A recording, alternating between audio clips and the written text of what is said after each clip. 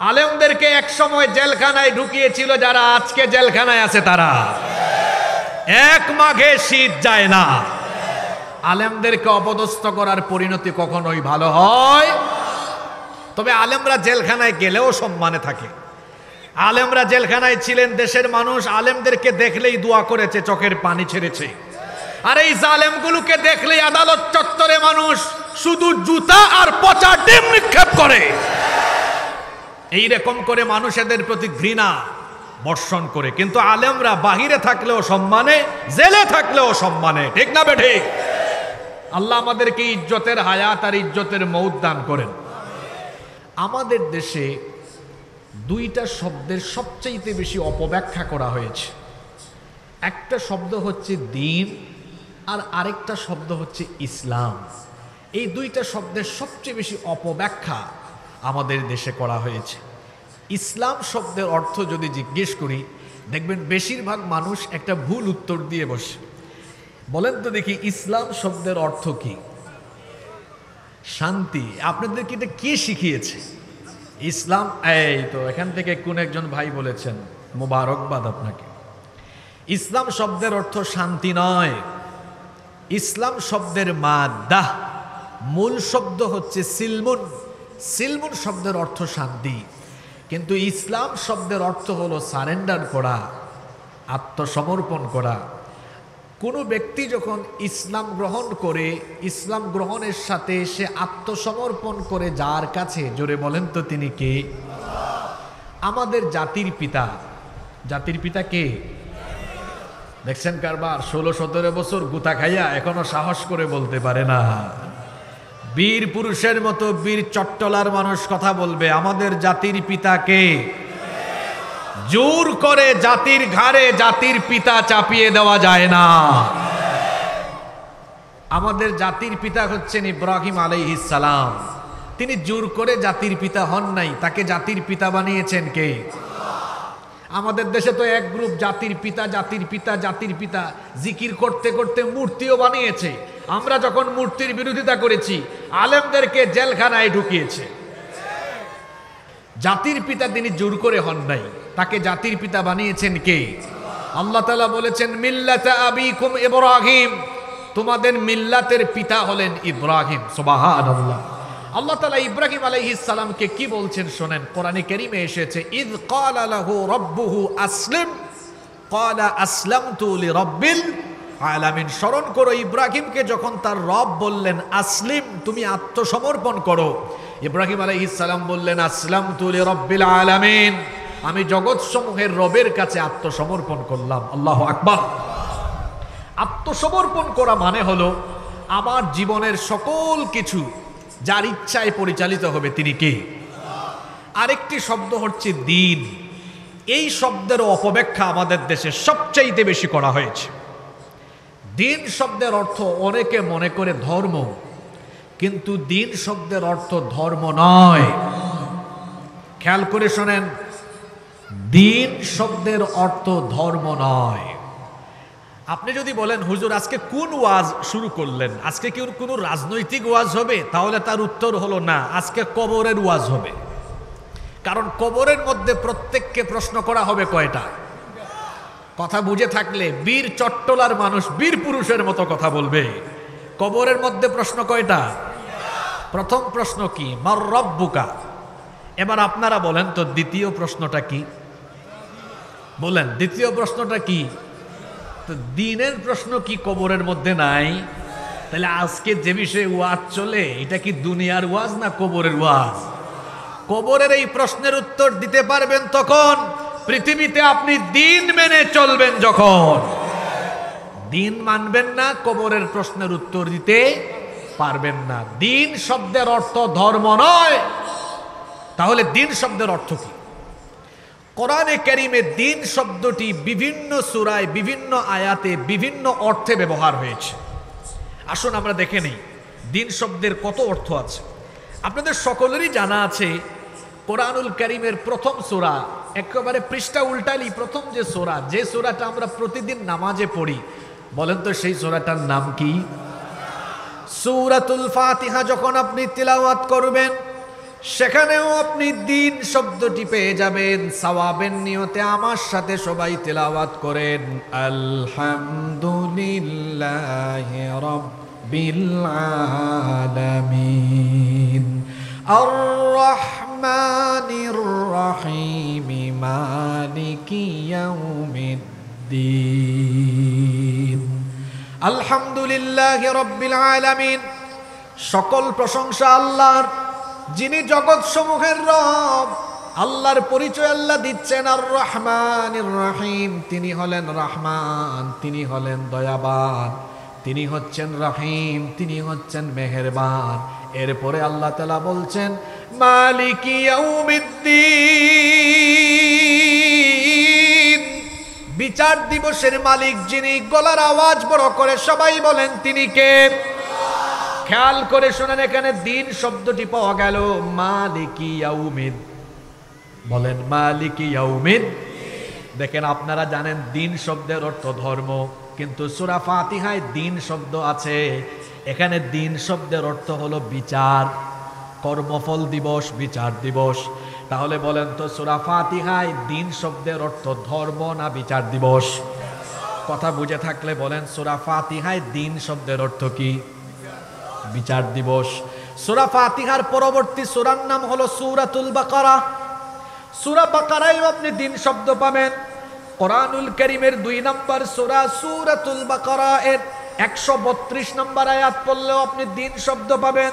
রব্বুল আলামিন বলছেন ওয়া ওয়াসসা বিহা ইব্রাহিমু বানিহি ওয়া ইয়াকুবু ইয়া বানিয়া ইন্নাল্লাহা আসতাফা লাকুমুদ্দিন ফালা তামুতুন্না ইল্লা ওয়া আনতুম মুসলিমুন। আল্লাহ তাআলা বলছেন ওয়া ওয়াসসা বিহা ইব্রাহিমু বানিহি ওয়া ইয়াকুব, আর ইব্রাহিম এবং ইয়াকুব তাদের সন্তানদেরকে ওসিয়ত করলেন, ইয়া বানিয়া, হে আমার সন্তানেরা, ইন্নাল্লাহা আসতাফা লাকুমুদ্দিন, নিশ্চয়ই আল্লাহ তোমাদের জন্য এই দিনকে মনোনীত করেছেন, এই দিনকে তিনি নির্বাচিত করেছেন।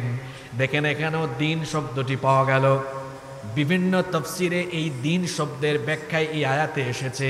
এখানে দিন শব্দের অর্থ হচ্ছে আকীদাতুত তাওহীদ, অর্থাৎ একত্ববাদী আকীদা, একত্ববাদী বিশ্বাস লালন করা। ইব্রাহিম এবং ইয়াকুব আলাইহিমুস সালাম তাদের সন্তানদেরকে ওসিয়ত করেছেন, হে আমার সন্তানেরা, তোমরা একমাত্র যে দিন ধারণ করবে, একমাত্র যার গোলামি করবে তিনি কে? তাহলে দেখেন, এখানে সূরা বাকারায় দিন শব্দের অর্থ হচ্ছে তাওহীদ। দেখি তো কেমন মনোযোগ আছে বলেন। সূরা ফাতিহায় দিন শব্দের অর্থ কি? বিচার দিবস। দেখেন, আমি কিন্তু আপনাদের প্রশংসা একটু আগে ডক্টর আবুল কালাম আজাদ বাশার ভাই চলে আসছেন, কাজী ইব্রাহিম হুজুরও আসছেন, আমি দেখা করে আপনাদের প্রশংসা করে আসছি। আমি বলছি এই এলাকায় আমি 2-2.5 বছর জুমা পড়াইছি, এখানে অনেক মাহফিলে আসছি, এখানকার শ্রোতারা কোয়ালিফাইড, ওনারা কথা বলেন। তো আপনারা কি আজকে কথা বলা বন্ধ করে দিবেন নাকি? তো সূরা ফাতিহায় দিন শব্দের অর্থ কি পাইলাম? বিচার। আর সূরা বাকারায় দিন শব্দের অর্থ পাইলাম কি? তাওহীদ। আপনি দেখেন এই দিন শব্দের কত রকমের অর্থ আছে। সূরা বাইয়িনার 5 নম্বর আয়াতে আল্লাহ তাআলা বলছেন ওয়া মা উমিরু ইল্লা লিয়াবুদুল্লাহা মুখলিসিনা লাহুদ্দিন হুনাফা ওয়া ইউকিমুস সালাতা ওয়া ইউতুজ যাকাতা ওয়া যালিকা দীনুল কাইয়্যিমা। এখানে আল্লাহ বলছেন ওয়া মা উমিরু ইল্লা লিয়াবুদুল্লাহা মুখলিসিনা লাহুদ্দিন, আর তাদেরকে কেবল এই নির্দেশ দেওয়া হয়েছে একনিষ্ঠভাবে তারা কেবল আল্লাহর গোলামি করবে এবং দ্বীনকে কেবলমাত্র তার জন্য নির্দিষ্ট করে নেবে। এখানে মুফাসসিরিনে কেরাম দ্বীন শব্দের অর্থ করেছেন আল্লাহর আনুগত্য, অর্থাৎ একজন মুসলমান কেবলমাত্র আনুগত্য করবে কার? আল্লাহর পরে যার আনুগত্য করতে হয় তিনি হচ্ছেন মুহাম্মাদুর রাসূলুল্লাহ। সবাই বলি সাল্লাল্লাহু। দেখেন, এখানে দ্বীন শব্দের অর্থ হলো আনুগত্য। আবার কোরআনে কারীমের 42 নম্বর সূরা সূরাতুশ শুরা এর 21 নম্বর আয়াত পড়লেও দিন শব্দ পাবেন। আল্লাহ তাআলা বলছেন আম লাহুম শুরাকাউ শারাউ লাহুম মিনাদ-দীনি মা লাম ইয়া'যাম বিহিল্লাহ। আল্লাহ তাআলা বলছেন তাদের কি এমন কোন শরীক আছে নাকি যারা তাদের জন্য এমন কোন শরীয়তের বিধিবিধান নির্ধারণ করে দিয়েছে যার অনুমতি আল্লাহ দেন নাই। এই আয়াতেও দিন শব্দ এসেছে। এই আয়াতের দিন শব্দের অর্থ হলো শরীয়তের বিধান, শরীয়তের রীতিনীতি। দেখেন আমি এক এক করে 5টা সূরা থেকে 5টা আয়াত বললাম। দিন শব্দের কত অর্থ কোরআনে। সূরা ফাতিহায় দিন শব্দ এসেছে, সেখানে দিন শব্দের অর্থ হলো বিচার বা কর্মফল দিবস। সূরা বাকারায় দিন শব্দ এসেছে, সেখানে দিন শব্দের অর্থ হলো তাওহীদ। এরপরে সূরা বাইয়িনায় দিন শব্দ পেলাম, সেখানে দিন শব্দের অর্থ হলো আল্লাহর আনুগত্য। এরপরে আমরা সূরা শুরার ভেতরে দিন পেলাম, সেখানে দিন শব্দের অর্থ হলো শরীয়তের বিধান। আবার আজকে যে আয়াত আমরা নির্ধারণ করলাম আলোচনার জন্য, এখানেও দিন শব্দ এসেছে। ইন্নাদ দীনা ইনদাল্লাহিল ইসলাম। নিশ্চয়ই আল্লাহর কাছে একমাত্র দিন হলো, জোরে বলেন একমাত্র দিন কি? এতগুলো মানুষ আপনারাও পিরাউলিয়ার এলাকার মানুষ, আমিও পিরাউলিয়ার এলাকার মানুষ। সুতরাং দুই এলাকার মানুষই পিরাউলিয়া অধ্যুষিত। আমার বাড়ি জানেন না কোথায়? হযরত শাহজালাল রহমতুল্লাহ আলাইহের এলাকার মানুষ। তো আপনারাও 12 আউলিয়ার এলাকার মানুষ, আর আমরা 360 আউলিয়ার এলাকার মানুষ। তো ওলিয়া উলিয়া প্লাসে প্লাসে তো প্লাস হওয়ার কথা, কিন্তু এখানে তো মাইনাস হয়ে যায়। আওয়াজ কি মাইনাস থাকবে না প্লাস থাকবে? জোরে বলেন মাইনাস না প্লাস? মুসলমান কথাও বলবে বীর পুরুষের মতো, সে যখন ময়দানে দাঁড়াবে সেখানেও বীর পুরুষের মতো। এমনকি জালেম বা বাতিলের সামনে দাঁড়ালেও মাথা উঁচু করে দাঁড়িয়ে থাকতে হবে। আমরা একমাত্র ভয় করি একজনকে, তিনি কে? জোরে বলেন তিনি কে? আল্লাহ ছাড়া কাউকে আমরা ভয় করি। দেখেন এখানেও দিন শব্দ এসেছে। ইন্নাদ-দীনা ইনদাল্লাহিল ইসলাম। নিশ্চয়ই আল্লাহর কাছে একমাত্র দিন হলো ইসলাম। এখানে দিন শব্দের অর্থ কি? এখানে দিন শব্দের অর্থ মুফাসসিরিনে কেরাম করেছেন, এখানে দিন শব্দের অর্থ হলো জীবন ব্যবস্থা। কথা বুঝে থাকলে একবার আমাকে সবাই জবাব দেন তো, এখানে দিন শব্দের অর্থ কি ব্যবস্থা? মাশাআল্লাহ, জোরে বলেন দিন শব্দের অর্থ কি? আপনারা ভাবতে পারেন হুজুর কুরআনের এত আয়াত আর এত সূরা রেখে আপনি এই আয়াত আজকে ধরছেন কেন? একটু পরে টের পাবেন কেন ধরছি। আপনার এই দিন ঠিক তো দুনিয়ার সব ঠিক, আর দিন বেঠিক তো আপনার সব বেঠিক। আর এই প্রশ্ন কবরেও আপনার জন্য ওয়েট করছে। কবরে এই প্রশ্ন আছে না? আছে। এখানে দিন শব্দের অর্থ হলো জীবন ব্যবস্থা। সম্মানিত বাবারা, প্রিয় যুবক ভাইয়েরা, জীবন ব্যবস্থা মানে আবার কি? জীবনের সংজ্ঞা কি? What is life? জীবন কি? একজন লোক 1980 সালে জন্মগ্রহণ করে 2020 সালে মারা গিয়েছে। তাহলে আমরা বলতে পারি 1980 থেকে 2020 এই 40 বছরের সময়কাল হলো তার জীবন। তার মানে হলো সময়ের সমষ্টির নাম হলো জীবন। সময়ের সমষ্টির নাম কি? জীবন। অর্থাৎ জন্ম থেকে নিয়ে মৃত্যু পর্যন্ত এই গোটা সময়ের সমষ্টির নাম হলো জীবন। আর ব্যবস্থা মানে কি? আজকে যে এত সুন্দর মাহফিল এখানে আয়োজন হলো, আমার মনে হয় সীতাকুণ্ডে এই ধরনের মাহফিল অনন্য। খুব চমৎকার আয়োজন তারা করেছেন। আল্লাহ আয়োজকদেরকে কবুল করে নেন। এই যে এত সুন্দর আয়োজন হলো, আমরা আসলাম, আপনারা আসলেন, এই আয়োজনের একটা ব্যবস্থাপনা হয়েছে। ব্যবস্থাপনায় কিছু লোকজন নিয়োজিত আছেন, তারা এটার ব্যবস্থাপনা করেছেন। তাহলে ব্যবস্থাপনা মানে হচ্ছে কোনো একটা আয়োজনের আপনার শুরু থেকে শেষ পর্যন্ত সব কিছুর কি করা? সুন্দর একটা ব্যবস্থা বা ব্যবস্থাপনা করা। জীবন ব্যবস্থা মানে হলো আমার আপনার জীবনের শুরু থেকে শেষ পর্যন্ত এই জীবনের ব্যবস্থাপনা, এই জীবন পরিচালনার রীতিনীতি কেমন হবে, এই রীতিনীতি যে দিনের ভেতরে দেওয়া হয়েছে সেই দিনের নাম হলো, জোরে বলতে হবে, সেই দিনের নাম কি? অল্প সময়ে এই দিন ইসলাম, যেটা আল্লাহর কাছে একমাত্র মনোনীত, এই দিন ইসলামের 7টা বৈশিষ্ট্য আপনাদের সামনে আল্লাহর কোরআন থেকে তুলে ধরবো। মনোযোগ আছে সবার? নাম্বার 1, এক নম্বর দিন ইসলামের প্রথম বৈশিষ্ট্য হলো এটা হলো দীনুন রব্বানিয়া, এটা হলো রবের দেওয়া দিন। দিন ইসলামের ভেতরে যা কিছু আছে, এখানে যা কিছু আছে কোনো ফেরেশতা, পয়গাম্বর, নবী, রাসূল, ওলিয়া উলিয়া কিংবা আলেম ওলামাদের দেওয়া নয়, বরং ইসলামের সকল রীতিনীতি কার দেওয়া? আস্তে বলবেন না, জোরে বলেন, কার দেওয়া? ফেরেশতা, নবী, রাসূল, ওলিয়া উলিয়া, পীর মাশায়েখ কোনো কিছু বানিয়ে ইসলামের ভেতরে ঢুকিয়ে দেন নাই, বরং ইসলামের সকল বিধান মহান আল্লাহর তরফ থেকে এসেছে। ইসলামী শরীয়তের প্রধান উৎস কোরআন। এই কোরআনের একটা অক্ষর, একটা শব্দ কি অন্য কেউ বানিয়েছে নাকি? এমনকি আল্লাহর নবীও এটা নিজে নিজে রচনা করেননি। আল্লাহর নবী যখন কাফির বেঈমানদের সামনে কোরআনের দাওয়াত দিতে লাগলেন, কাফির মুশরিকরা বলতে লাগলো, তারা বলল মুহাম্মদ, আমরা বলি সাল্লাল্লাহু আলাইহি ওয়াসাল্লাম। তিনি এটা নিজে নিজে রচনা করেন, নিজে নিজে বানিয়ে বলেন। আল্লাহ তাআলা কাফির বেঈমানদের জবাব দিয়ে আয়াত নাজিল করলেন, ওয়ামা ইয়ানতিকু আনিল হাওয়া ইন হুয়া ইল্লা ওয়াহায়ুন ইউহা। আমার নবী নিজে নিজে বানিয়ে কিছুই বলেন না, তার মনোবৃত্তির অনুসরণ করে তিনি কোনো কিছু বলেন না, তিনি তাই বলেন যা আমার তরফ থেকে ওহী হিসাবে আসে। আল্লাহ তাআলা আরো বললেন, ওয়ালাউ তাকাওয়ালা আলাইনা বা'দাল আকাওয়িল লাখাযনা মিনহু বিল ইয়ামিন সুম্মা লাকাতা'না মিনহুল ওয়াতিন।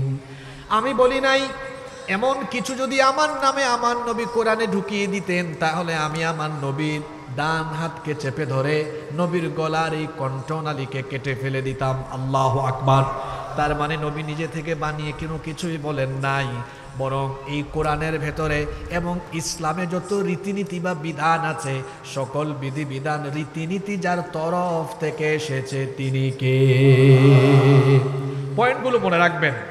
দিন ইসলামের 7টা বৈশিষ্ট্য বলে যাচ্ছি আজকে। এক, এটা দিনুন রব্বানিয়া, এটা কার দেওয়া দিন? নাম্বার 2, 2 নাম্বার, পৃথিবীর মানুষের হেদায়েতের জন্য আল্লাহ তাআলা যত নবী এবং রাসূল পাঠিয়েছেন, সকল নবী এবং রাসূল, সকল পয়গাম্বরের দিন ছিল একটা। সকল পয়গাম্বরের দিনের নাম হলো ইসলাম। দুনিয়ার সকল নবী এবং রাসূলের দিনের নাম কি? আদম নবীর দিনের নাম, নূহ নবীর দিনের নাম, জাতির পিতা ইব্রাহিম আলাইহিস সালামের দিনের নাম, মুসা নবীর দিনের নাম, ঈসা নবীর দিনের নাম। আমাদের দিনের নাম কি?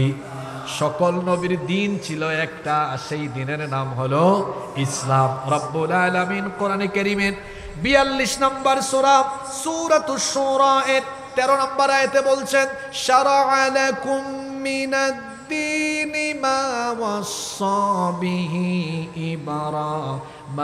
وصى به نوحا والذي أوحينا إليك وما وصينا به إبراهيم وموسى وعيسى أن أقيموا الدين ولا تتفرقوا فيه।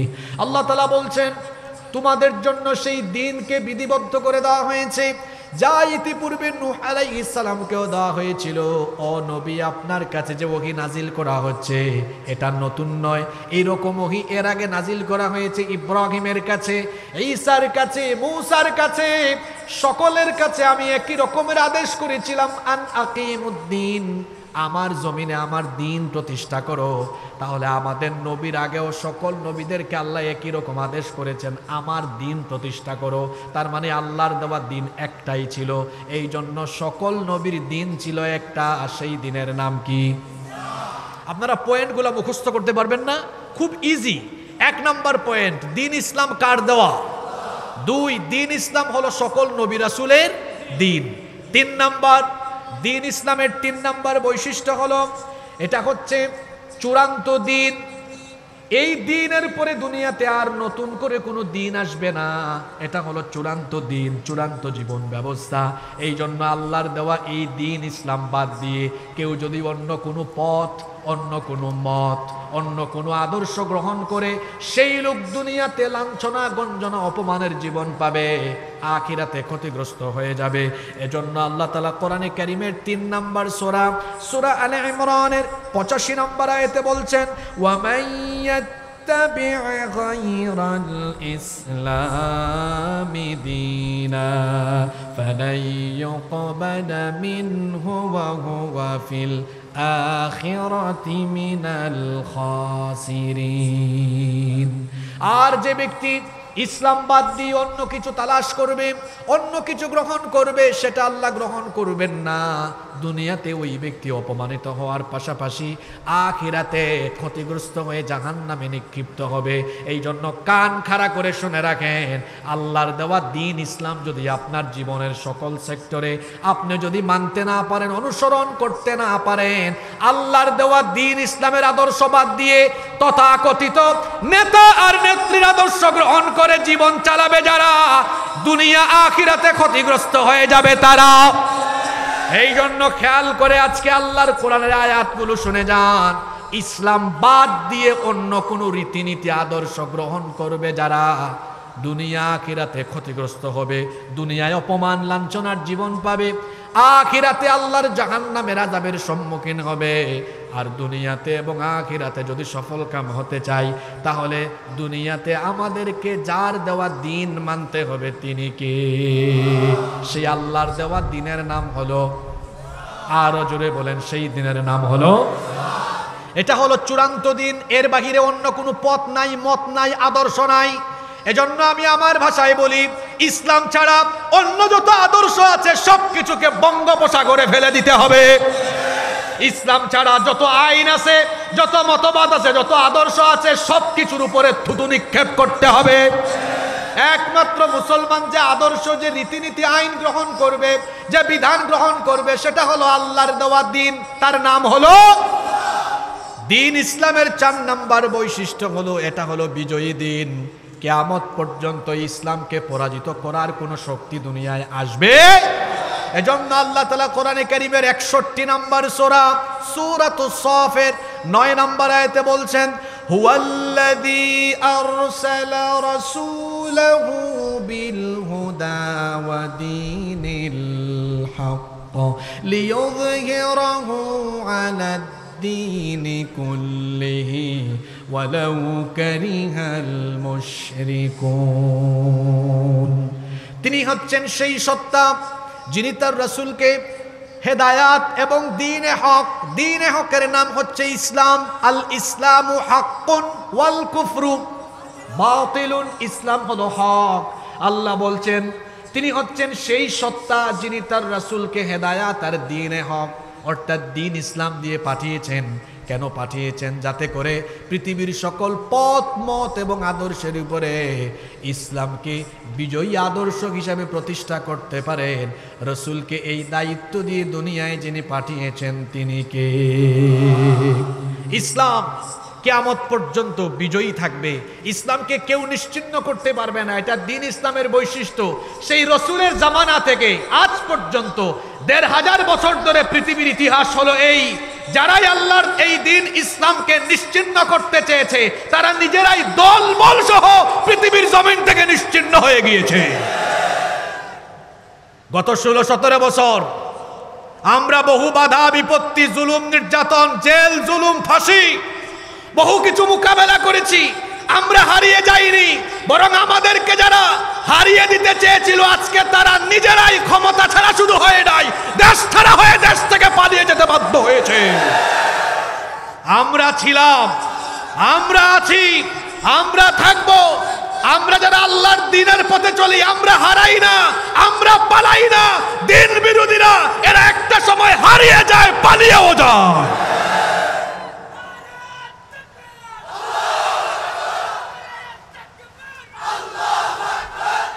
আজ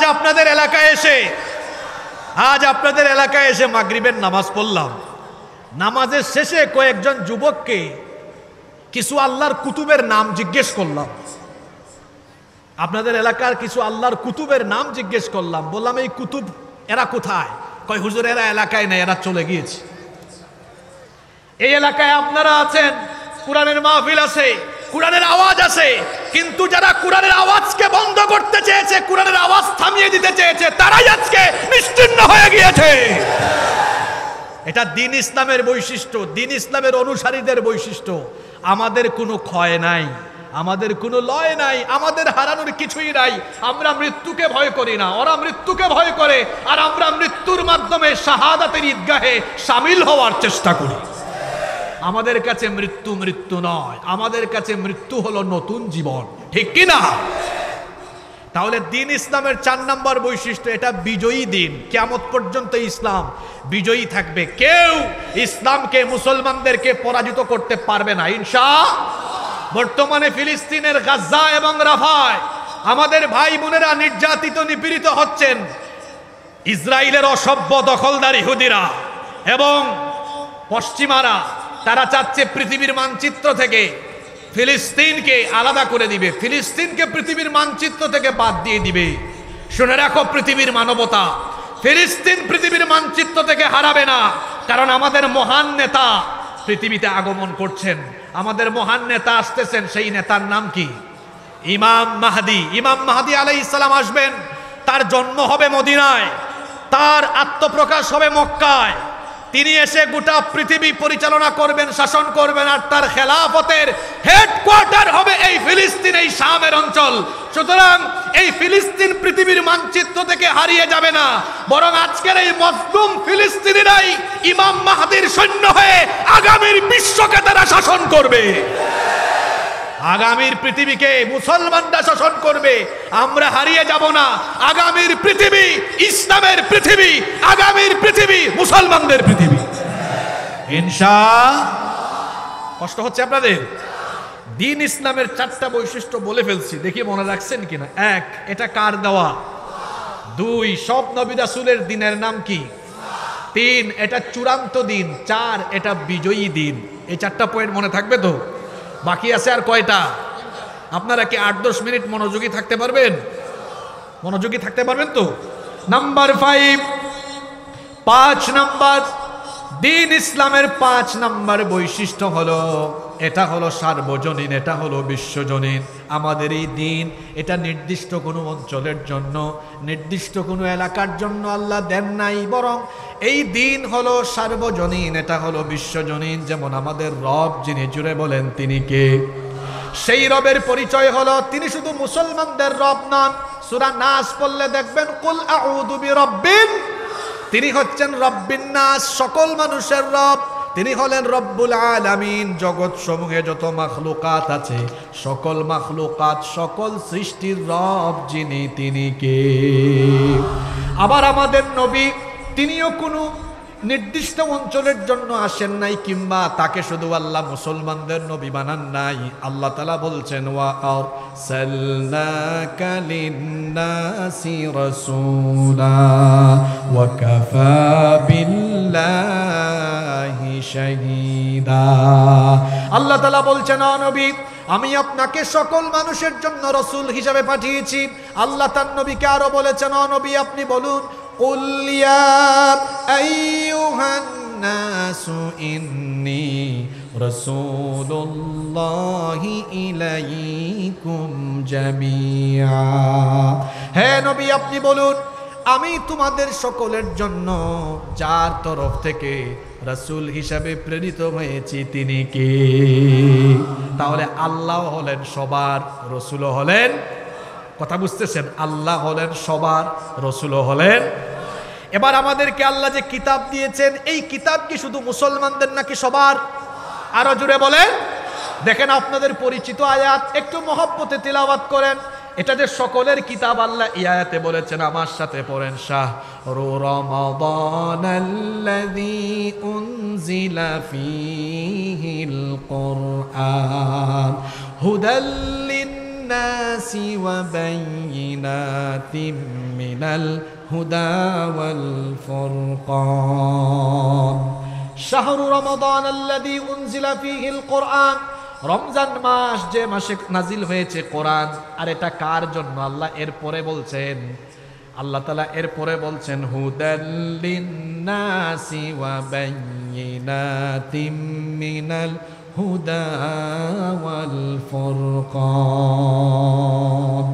এটা হলো হুদাল লিন্নাস। আল্লাহ বলেন নাই হুদাল লিল মুসলিমিন, এটা মুসলমানদের হেদায়েতের কিতাব, এই কথা বলেননি। বলেছেন হুদাল লিন্নাস, এটা সকল মানুষের হেদায়েতের কিতাব। সুবহানাল্লাহ পড়বেন না?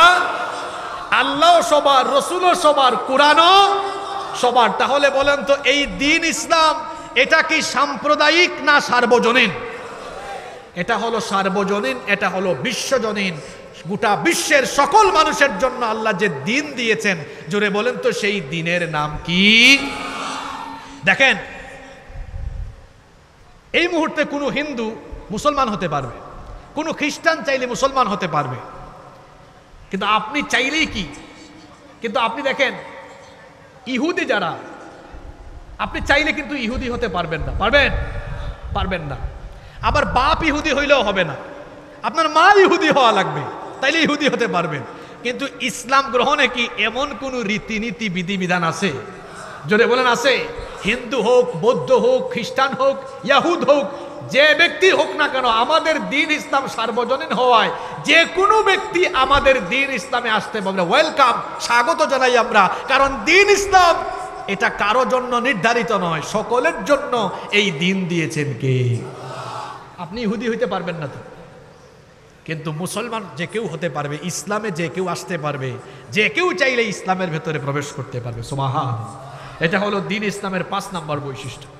দ্বীন ইসলামের 6 নম্বর বৈশিষ্ট্য হলো আল্লাহর এই দ্বীন ইসলামের ভেতরে কেউ কিছু বাড়াতে পারবে না, কমাতেও পারবে না।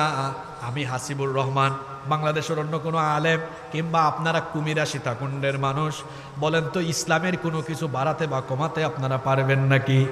ইসলামের কোনো কিছু বাড়ানো যায় না, কমানো যায় না, কারণ এই দ্বীনের হেফাজত যিনি করছেন তিনি কে?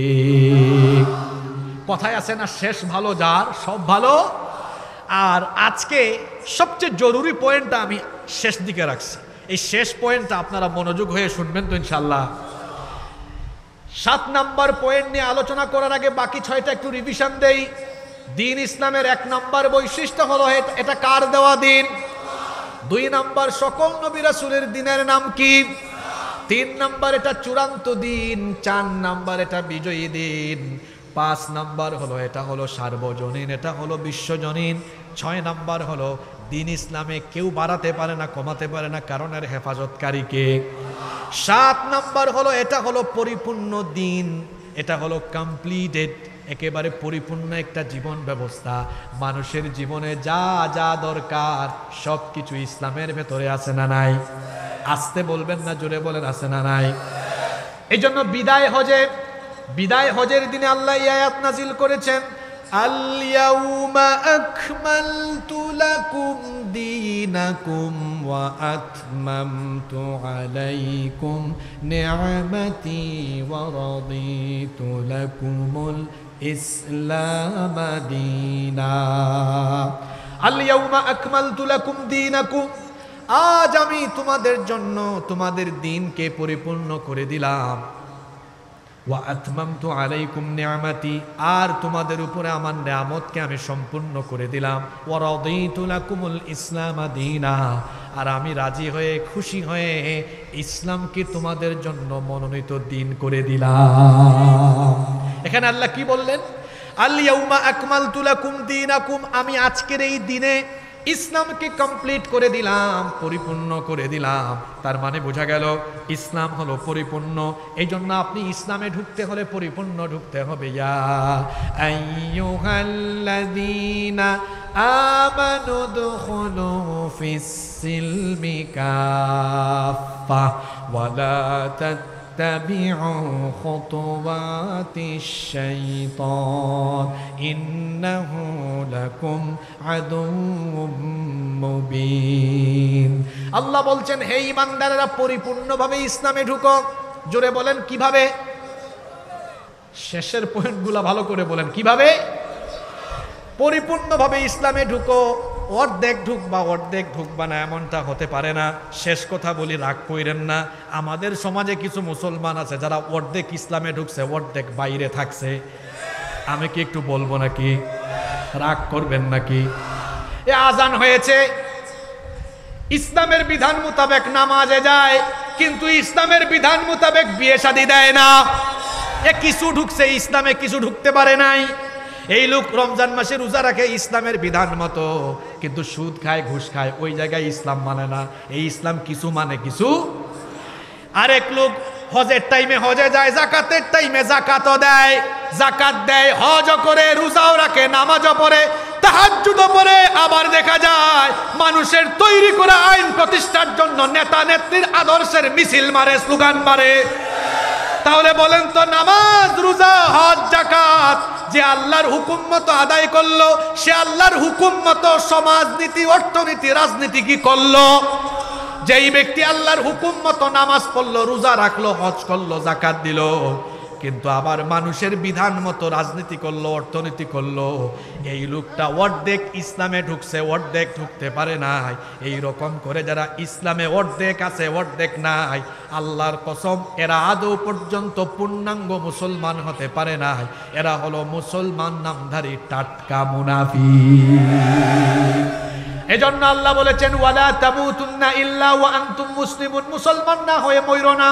মুনাফিক হইলে অবস্থা খারাপ। আল্লাহর কোরআন পৃথিবীর মানুষকে 3 ভাগে ভাগ করেছে। প্রথম ভাগের নাম হলো মুমিনুন, দ্বিতীয় ভাগের নাম হলো কাফিরুন, তৃতীয় ভাগের নাম হলো মুনাফিকুন। এই জন্য কোরআনে দেখবেন এই 3 শ্রেণীর নামে 3 রকমের সূরা আছে। মুমিনদের নামে সূরা আছে, এই সূরার নাম হলো সূরাতুল মুমিনুন, এটা কোরআনের 23 নম্বর সূরা। আবার দেখবেন কাফিরদের নামে সূরা আছে, সূরাতুল কাফিরুন। আবার দেখবেন মুনাফিকের নামে সূরা আছে, সূরাতুল মুনাফিকুন। কাফিরের সূরা হলো মাত্র 2 লাইন, কুল ইয়া আইয়ুহাল কাফিরুন, এটা কয় লাইন? আর মুনাফিকের সূরা হলো 1.5 পৃষ্ঠা। এরা কি জাতের জাত চিন্তা করেন।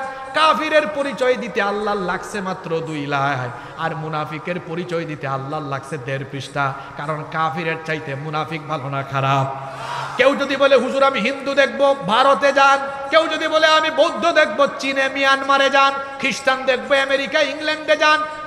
ইহুদি দেখবো, ইসরায়েলে যান। কেউ যদি কই হুজুর মুনাফিক দেখবো, কোথায় যাব? বাংলাদেশে যাওয়া লাগবে না গো ভাই, আমরা যে প্যান্ডেলে বসে আছি, এই শামিয়ানার নিচেও মুসলমানের বেশ ধরে মুনাফিক লুকিয়ে থাকতে পারে। তার মানে মুসলমান আছে যেখানে, মুনাফিক আছে।